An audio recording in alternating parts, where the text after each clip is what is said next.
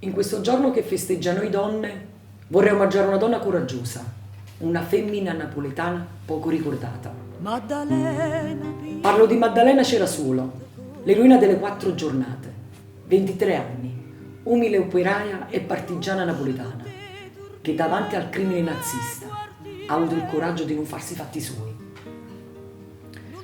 Recito il testo di una canzone a lei dedicata dalla nuova compagnia di canto popolare. Maddalena piglia la vita come viene e conosce uno a uno tutti i turmi del quartiere. Non ha mai lasciato la casa, ma ti spiego un mondo sano. Maddalena parla pure americano. 1000 volte è stata mamma Maddalena. Sa leggere i pensieri degli sta su.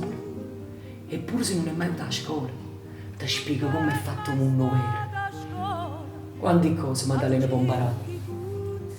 Si ti parla quando stava a guerra, un mondo pare che era assai più bello.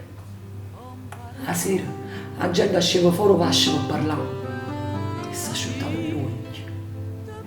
Un abbraccio, un sorriso faticato, sotto la musica stonata. Bom, bom, bom! Foite e bom! Buona vita!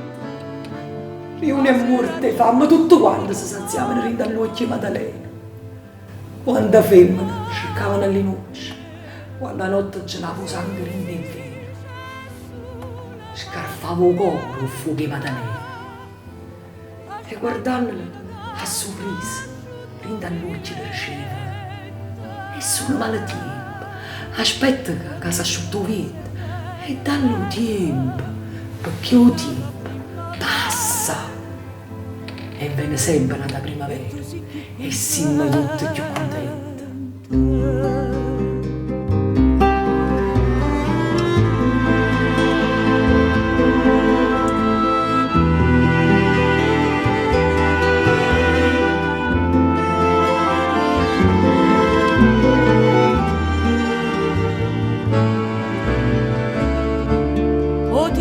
Passa e viene sempre nata primavera